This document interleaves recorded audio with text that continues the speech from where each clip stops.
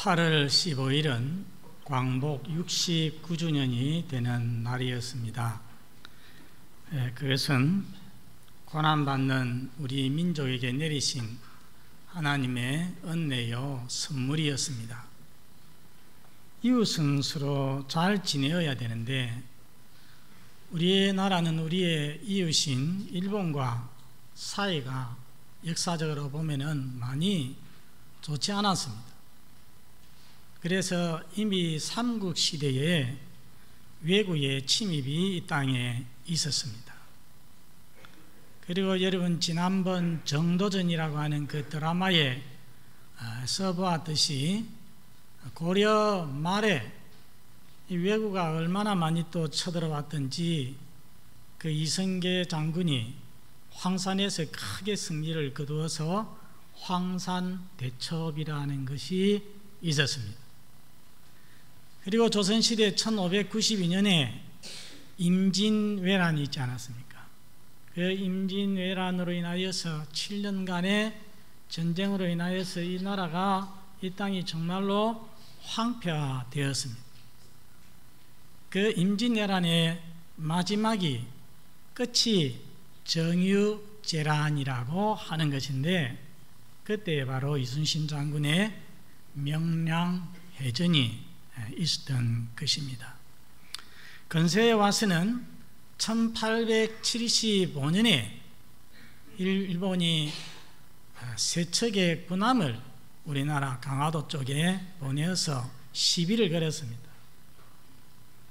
대포 몇 방 소리에 겁을 먹고 그 다음에 우리나라와 일본은 서로 조약을, 병자수호 조약을 맺었습니다. 그것이 일본과 악연의 시작이라고 할 수 있습니다. 그리고 30년 후인 1905년에는 그보다도 훨씬 더 구속력이 있는 을사보호조약을 맺게 되었습니다.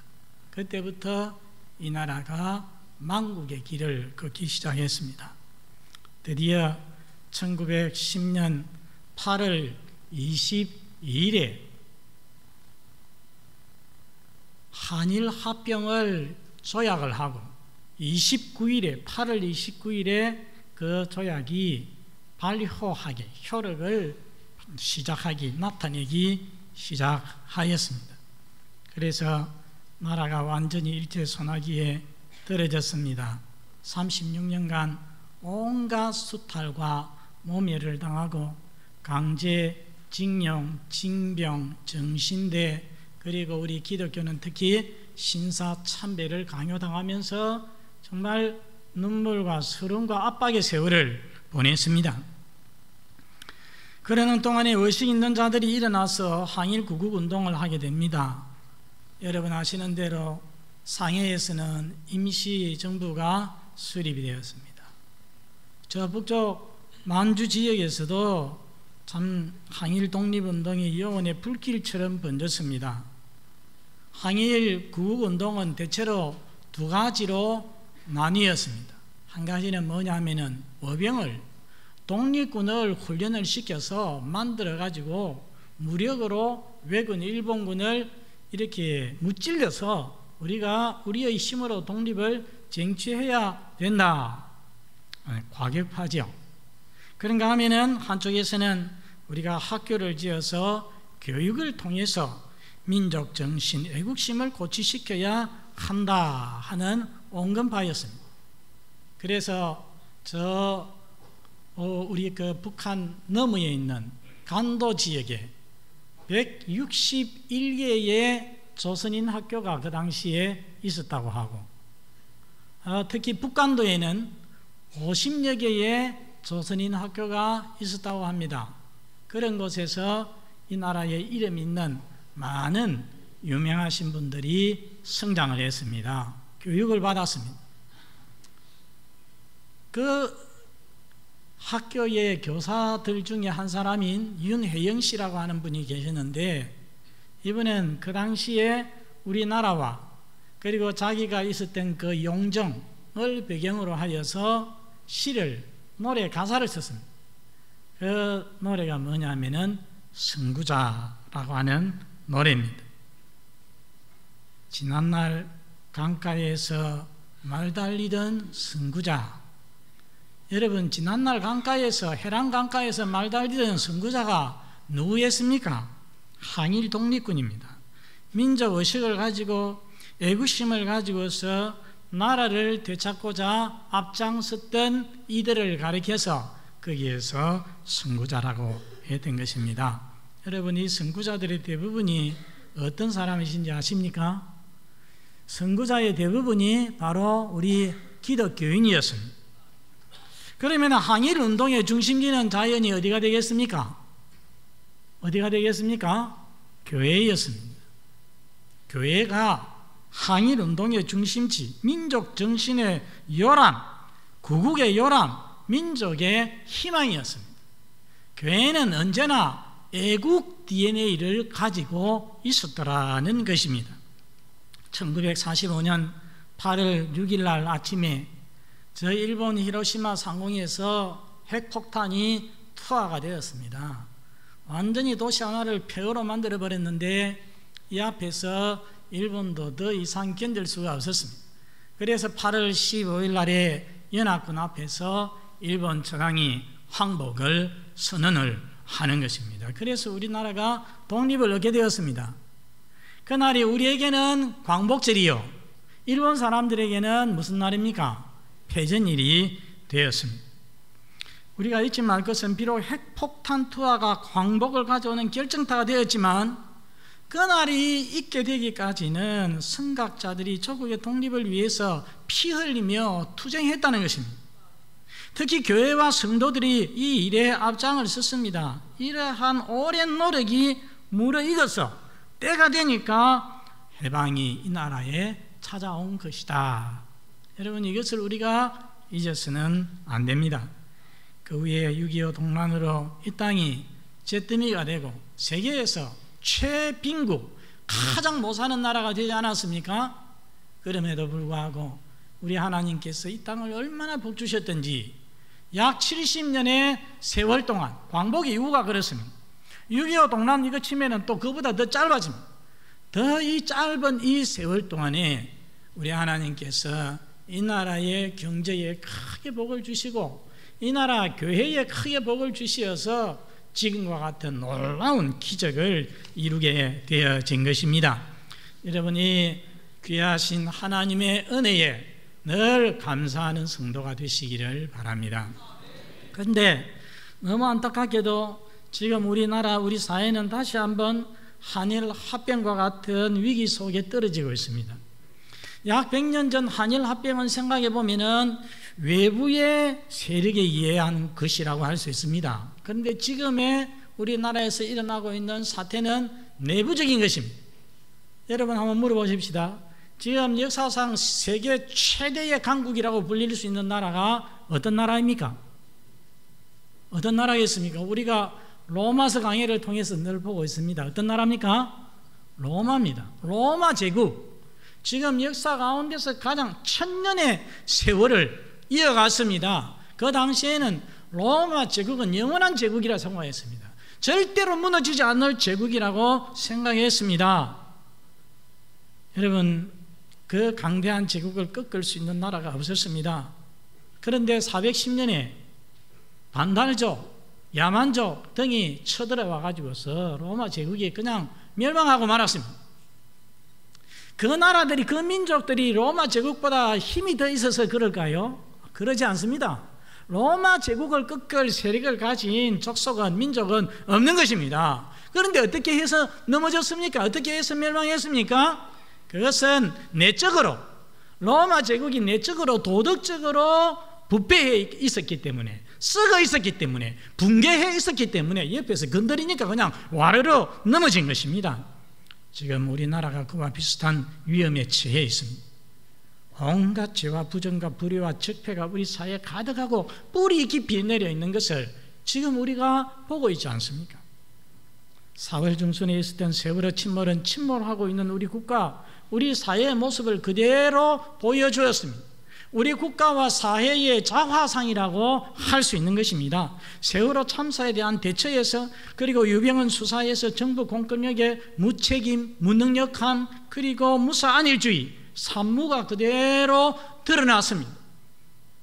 우리 사회의 구조적인 적폐도 드러났습니다. 유병헌 시신이 발견이 되어서 국과수에 의해서, 일반 병원도 아니고 국과수에 의해서 이것이 확인이 되었을 때도 국민의 절반 이상이 57%가 나 못 믿겠다 했습니다. 여러분, 무신분립이라고 하는 한문이 있지 않습니까? 무슨 말입니까? 믿음이 없으면 무신분립 서지 못한다는 것입니다. 어느 교회도, 어느 사회도, 어느 단체도 믿음이, 서로에 대한 믿음이 없으면 서지 못하는데, 우리나라 국민이 이제는 정부가 하는 일들에 대해서 사실은 못 믿게 해왔고, 이제는 믿을 수 없는 그런 나라, 이 나라가 어떻게 앞으로 세워져 서갈 수가 있겠느냐는 것입니다. 여러분, 우리 사회의 침몰을 보여주는 것은 세월호뿐만 아니죠. 이어서 수많은 무서운 범죄가 이 땅에서 일어났습니다. 22사단에서 총기 난사사고가 일어나자 조금 있으니까 또 28사단에서 벌어진 가혹행위, 선임병 6명의 끊임없는 무자비한 구타행위로 인하여서 윤일병이 죽었습니다. 여러분, 그뿐이겠습니까? 군대에서 숨겨진 쉬쉬하는 구타행위가, 잔혹한 행위가 얼마나 많습니까? 경남 김해에서 여고생 윤모양이 살해가 되었습니다. 누가 범인입니까? 우리가 생각할 때는 어느 아저씨가 어느 못된 사람이 그렇게 생각하는데, 여고생을 누가 죽였느냐? 알고 보니까 여중생들이 죽였어요. 세상에 이럴 수가 있겠습니까? 그 여중생들이 소주 2병을 이렇게 부어가지고서, 소주 2병을 그릇에, 냉면 그릇에 부어가지고서 억지로 마시게 합니다.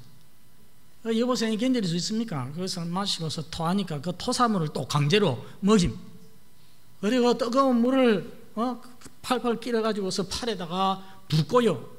부산에 데려가서 성매매를 시켜가지고 그 돈 가지고서 자기들 식사하고 자고 그렇게 했어요. 마지막에 구타해서 죽으니까 이 숨진 윤양 얼굴에다 휘발유를 붓고서 불을 붙여서 범행 은폐를 시도하였습니다. 포천의 한 여인은 2 남자를 살해해서 집안에 있는 고무통 속에 숨기지 않았습니까? 이런 사건들, 얼마나 많은 사람이 죽었느냐가 문제가 아니라, 문제가 무엇입니까? 너무 잔인하다는 것입니다. 도무지 이해가 안 되는 일들, 사람이 상상할 수 없는 일들이 이 땅에서 일어나고 있다는 것입니다. 그런가 하면은 전 군의 관심사병, 문제사병 비율이 20%에 이른다고 국방장관이 국회에 보고했습니다. 그래서 군에서 자살 사고가 계속 연이어 터지는 것입니다. 군대도 문제가 많지만은, 관리를 잘못하는 문제가 많지만은, 사실은 그 전에 이미 사회에 있을 때에 우리 자녀들이 바르게 자라지 못하고 바르게 교육받지 못하고 그렇게 자라서 문제아가 되어 있는 거예요. 그런 애들이 20%나 들어온다는 것입니다. 정치인들이 자기가 이렇게 좀 더 표를 많이 받기 위하여서 결국은 군대 복무 연장 줄여 나오니까 문제병이 있어도 추리지도 못하고 다 군대로 넣어야 되는 그런 실정이 안 됐습니까? 그래서 군대가 이 모양이 되었습니다. 이것은 무엇을 우리에게 보여줍니까? 우리 자녀들이, 오늘 우리 젊은 세대가 세상에서, 우리나라에서 병들어가고 있다. 많은 정신적인 병이 들었음을 우리에게 그대로 보여주는 것입니다. 너무 많은 사건들이 우리 국민을 절망시킵니다. 성도 여러분, 이 땅에서 일어나는 이런 비인간적인 범죄들이, 이런 비정상적인 현상들이 어쩌다가 잘못해가지고서 재수가 나빠서 우연히 한꺼번에 확 터져난 것입니까? 절대로 그런 것은 아닙니다. 이미 우리 사회가 무너지고 있고 우리 국민성이 병들었음을, 이 땅이 피폐해감을 우리에게 보여주고 있는 것입니다. 성도 여러분, 어찌하면 좋겠습니까? 어찌하면 이 어둠에서 다시 빛을 되찾을 수가 있겠습니까? 어떻게 하면 제2의 광복이 이 땅에 찾아올 수가 있겠습니까? 국회는 세월호 특별법을 만든다고 합니다. 세월호 특별법을 만들면 뭐 하겠습니까? 만들어 가지고서 누가 정말 잘못했는지 막 다 살피겠죠. 그러면은 이 땅이 새로워지겠습니까? 정부와 대통령은 내각을 개편해서 제2기 내각을 출범시켜서 국가의 적폐를 해소하겠다, 국가를 혁신하겠다고 합니다. 그러면은 새 세상이 되겠습니까? 달라질 게 뭐가 있겠습니까? 조금은 달라질 수 있겠죠. 그러나 큰 변화는, 근본적인 변화는 기대하기가 어렵습니다. 국가 대개조 어떻게 하면 좋을까요? 하고 국민들에게 물으니까 91%가 대답하기를 이런 공무원들로는 힘들다 했습니다.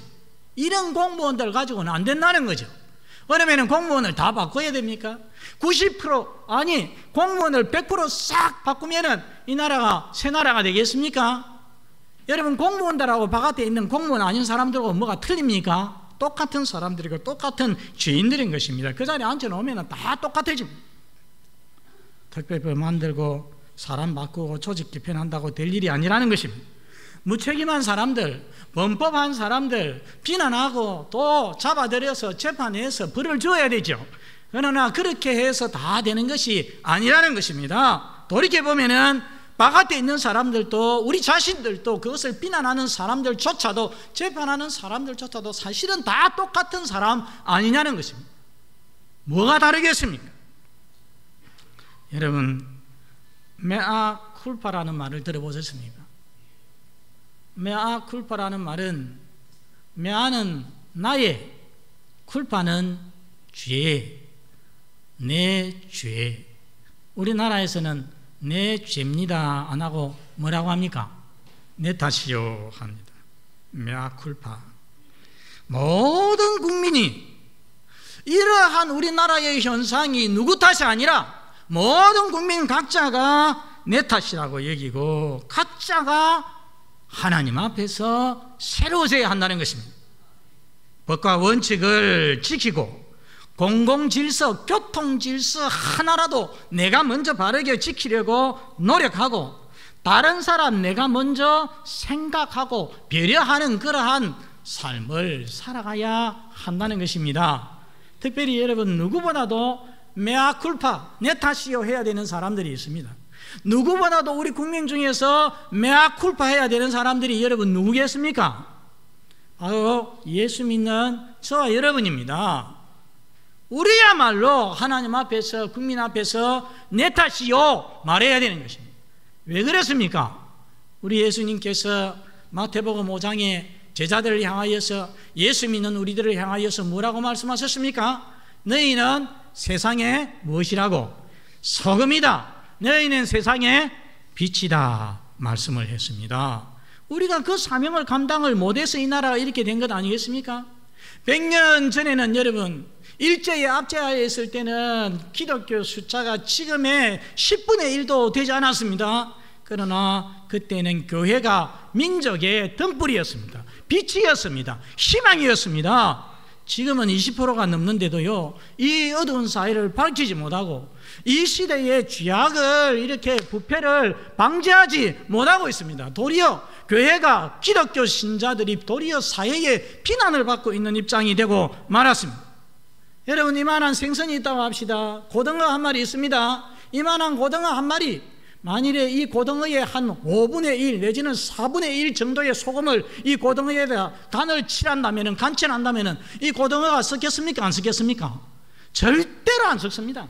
10분의 1의 소금만 쳐도 썩지 않는 것입니다. 그런데 지금 이 나라는 어떻습니까? 너희는 세상의 빛이고 너희는 세상의 소금이라고 했는데, 소금이 20%가 된다는데, 20%가 된다는데, 이 사회는, 우리나라는 너무나도 부패해가고 있습니다. 썩어가고 있습니다. 이건 누구 탓입니까? 소금 탓 아니겠습니까? 소금의 역할을 감당해야 되는 우리 예수 믿는 신자의 탓이라는 것입니다. 사랑하는 성도 여러분, 그렇기 때문에 우리 기독 신자야말로 정말로 내 탓이요 하면서 무감각하게 사는 것이 아니라 정말 내 탓이요 하면서 자기를 돌아보고 법과 질서를 지키는데 앞장서야 하고, 뿐만 아니라 나아가서 지난주에 말씀대로 내가 먼저 사랑하고 내가 먼저 손 내밀고 내가 먼저 다른 사람 용납하고 내가 먼저 다른 사람 배려해야 하는 것입니다. 하나님의 진리의 말씀을 가진 우리가, 세상 사람들은 모르잖아요. 참 진리가 무엇인지 어떻게 살아야 되는지 잘 모르지 않습니까? 그러나 우리는 하나님의 말씀을 가지고 있고 말씀을 주일마다 듣고 있지 않습니까? 이 하나님의 말씀의 진리를 따라서 우리는 바르게 살아가야 되는 것입니다. 특별히 우리 하나님의 백성들이 해야 될 일이 있습니다. 오늘 성경 말씀이 그것을 우리에게 보여줍니다. 여러분, 지금부터 약 3000년 전에 솔로몬이 있었습니다. 솔로몬이 자기 아버지 다윗의 왕위를 이어받았습니다. 왕위를 이어받아서 4년째 되던 해에 성전을 건축하였습니다. 성전을 세웠는데 성전을 완공했죠. 솔로몬의 성전을 완공하고 나서, 여러분, 교회당 완공하면 뭐합니까? 헌당시간, 봉헌시간. 그래서 성전을 완공하고 나서 하나님 앞에 봉헌식을 하게 되었습니다. 그 봉헌식의 하이라이트가 뭐냐면은 솔로몬의 봉헌기도였습니다. 그 봉헌기도의 주된 메시지가 뭐냐면은, 하나님, 이 백성이 하나님 앞에 범죄해서 하나님께서 이 땅에 여러 가지 재앙을 퍼부시고 여러 가지 공경에 처하게 할 때에, 그때에 이 백성이 이 성전을 바라보고 하나님 앞에 기도하면 우리 하나님 계신 그 하늘에서 들으시고 이 백성의 죄를 사하여 주시고 용서해 주시고 이 땅 고쳐 주시옵소서, 회복하여 주시옵소서. 그런 기도였습니다. 그 기도가 끝이 났습니다. 밤이 되었습니다. 하나님께서 솔로몬에게 나타나셨습니다. 솔로몬에게 나타나셔서 뭐라고 말씀하십니까? 오늘 본문 12절에 보면은 내가 너의 기도를 듣고, 기도를 들었다는 것입니다. 이곳을 내 성전으로 삼겠다. 여러분, 솔로몬이 아름답게 지어놔도 하나님이 내 안 해 하면 어떻게 했습니까? 안 되거든요. 하나님이 그 기도를 들으시고 하나님이 좋다, 너의 소원대로 내가 이곳을 너의 이 국민의 성전으로 삼겠다 말씀을 하시고, 13절에 뭐라고 합니까? 혹 내가 하늘을 닫고 비를 안 내리게 하거나 메뚜기 재앙을 내리거나 전염병을 유행하게 할 때에, 이렇게 말씀하는데, 자, 성도 여러분 들어보십시오. 자, 이 백성이 죄를 지어서 하나님께서 하늘을 딱 닫아가지고 비가 내리지 않으면 어떻게 되겠습니까? 이 땅에 메뚜기가 확 몰려와가지고서 푸른 것은 다 먹어버리면 이 땅이 어떻게 되겠습니까? 무슨 전염병이 와가지고서 이 땅에 창궐하면 이 땅이 어떻게 되겠습니까? 한마디로 어떻게 되겠습니까? 이 땅이 완전히 멸망하게 되죠. 이 땅이 완전히 황폐하게 되어질 것입니다. 저는 이 말씀을 읽어보면서 이 황폐한 모습이 오늘 우리 나라의 모습, 우리 사회의 모습, 이 땅의 모습이라고 생각을 합니다. 그렇지 않습니까? 우리 사회에서 일어나는 모습을 보십시오. 성도 여러분, 그러나 우리 하나님은 자비하신 하나님이십니다. 우리 하나님은 은혜로우신 하나님이십니다. 뭐라고 말씀하십니까? 우리 14절을 다 같이, 오늘 가장 중요한 말씀입니다. 14절 다 같이 읽어봅니다. 시작. 내 이름으로 일컫는 내 백성이 그들의 악한 길에서 떠나 스스로 낮추고 기도하여 내 얼굴을 찾으면 내가 하늘에서 듣고 그들의 죄를 사하고 그들의 땅을 고칠지라. 마지막에 하나님께서 그들의 땅을 고쳐주겠다, 회복시켜주겠다고 하나님께서 은혜로우신 약속을 하는데 조건을 걸고 있습니다. 그 조건이 저 앞에, 말씀 앞에 4가지 딱 있습니다. 맨 처음에 무엇입니까? 내 백성이 어떻게 하면? 첫째로 악한 길에서 떠나면, 두 번째는 무엇입니까? 스스로 낮추면, 겸손하면, 세 번째는 기도하면, 네 번째는 내 얼굴을 찾으면. 4가지인데요, 이 4가지는 크게 보면 2가지로 묶을 수 있어요. 맨 앞에 나오는 악한 길에서 떠나, 저거 한 가지고요. 그 다음에 2번째, 3번째, 4번째는 비슷한 것입니다. 그런데 우리 한글 번역상 지금 1번하고 2, 3, 4가 바뀌어 있어요. 사실은 1번은 맨 끝에 가야 됩니다. 자, 그렇게 치면은 처음 어떻게 해야 되느냐? 스스로 낮춰야 됩니다. 내 죄인 줄 알고, 내 잘못인 줄 알고, 내 탓인 줄 알고 하나님 앞에서 겸손해야 된다는 것입니다.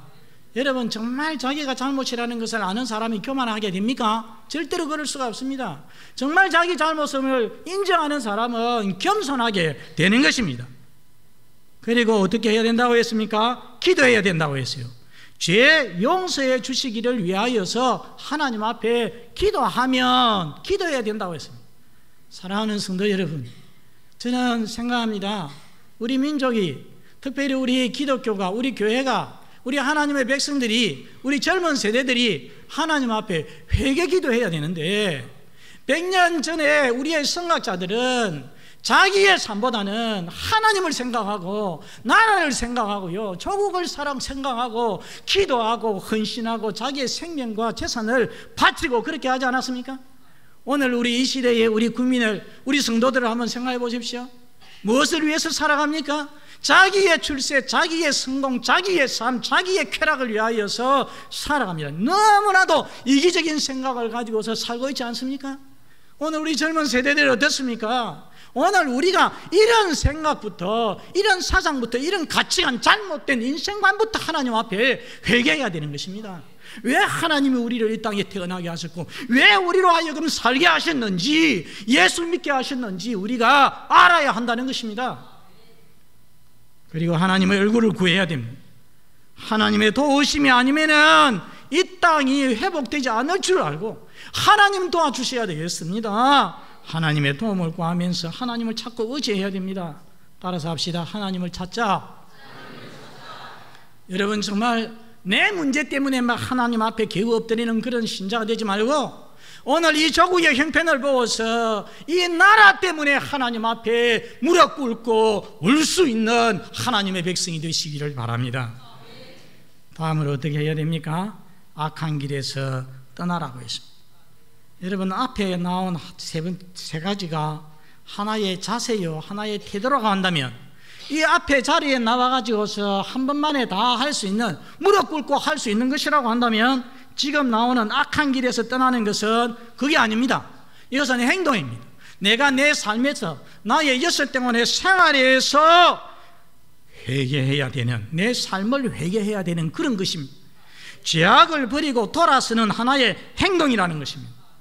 성도 여러분, 저는 생각합니다. 이 땅에 기독 신자가 1000만인데 불신자는 그냥 놔놓고요, 우리 기독교 1000만 성도만 각자의 삶의 자리에서, 자기 직장에서, 일터에서, 학교에서 하나님 백성답게 산다면은, 하나님 말씀답게, 말씀으로 의롭게 산다면은, 정말 신앙 양심을 따라서 산다면은 우리나라가 이렇게 되었을까? 절대 이렇게 되지 않았을 것으로 그렇게 확신합니다. 제가 목사지만은 정말 목사가 목사다웠다면은, 많은 장로님들이 교회마다 계시는데 장로님들이 교회에서만 장로가 아니라 오늘 이 세상에서도 정말 장로다운 신앙을 가지고서 사업을 하고 생활을 했다면, 집사가 집사답다면, 우리 성도들이 정말 신앙인다운 모습으로 이 세상에서 살았다면, 자기의 부와 이익을 위하여서 정직하지 않고 속이고 거짓되게 살아가는 그런 삶을 살지 않고 정말 하나님 앞에서 바로 살았다면, 여러분, 이 땅이 이렇게 되었겠습니까? 그러므로 이제 내가 하나님 말씀대로 살지 못하는 거, 죄 짓는 거 회개하고 고쳐야 되는 것입니다. 딴 사람이 어떻게 하기를, 높은 사람이 어떻게 하기를, 그거 아니라 내가 내 자리에서 내 자신을 하나님 앞에서 고쳐야 하는 것입니다. 따라서 합시다. 악한 길에서 떠나자. 우리가 악한 길에서 떠나면은 하나님께서 어떻게 하신다고 말씀을 하십니까? 14절 끝에 다시 한번 보여주세요. 14절 끝에 보면은 보십시오. 뭐라고 했습니까? 그들의 죄를 사하고 그들의 땅을 고칠지라. 따라서 합시다. 그들의 땅을 고칠지라. 자, 우리 기도하는 마음으로 다시 따라합니다. 이 땅 고쳐주소서. 대한민국 고쳐주소서. 사랑하는 성도 여러분, 광복 69주년에 우리는 우리나라가 제2의 광복이, 제2의 독립이 필요함을 절실하게 느끼고 있습니다. 어떻게 가능합니까? 예수 믿는 우리가 바로 서면은 가능합니다. 우리가 겸손하고 우리가 기도해서 우리의 죄악을 하나님 앞에 회개하고 우리가 하나님의 얼굴을 찾고 구하고 그리고 우리가 악한 길에서 떠나면 하나님께서 이 땅을 고쳐주실 것을, 회복시켜 주실 것을 믿으시기를 바랍니다. 이 시간에 우리 눈 감고 한번 잠시 1, 2분 동안 기도하겠습니다. 신음과 슬픔과 압박 가운데 있던 이 나라 해방을 주신 하나님, 6.25가 있었음에도 이렇게 발전하게 하심 감사합시다. 지금 세월호 같이 침몰하고 있는 이 나라 불쌍히 여겨주시고 누구보다도 믿는 우리가 정말 우리의 죄악 다 하나님 앞에서 회개하고 내어버리고 고치고 우리가 기도하고 회개하고 하나님만 구하고 악한 길에서 떠나서 그로 말미암아 하나님께서 이 땅을, 이 범죄가 가득한 이 땅을 고쳐 주시옵소서. 하나님 영광 가득한 새 땅이 되게 해 주시옵소서. 우리 간절한 마음으로 이 나라를 생각하면서 우리 한 1, 2분 동안 기도하겠습니다. 기도합시다.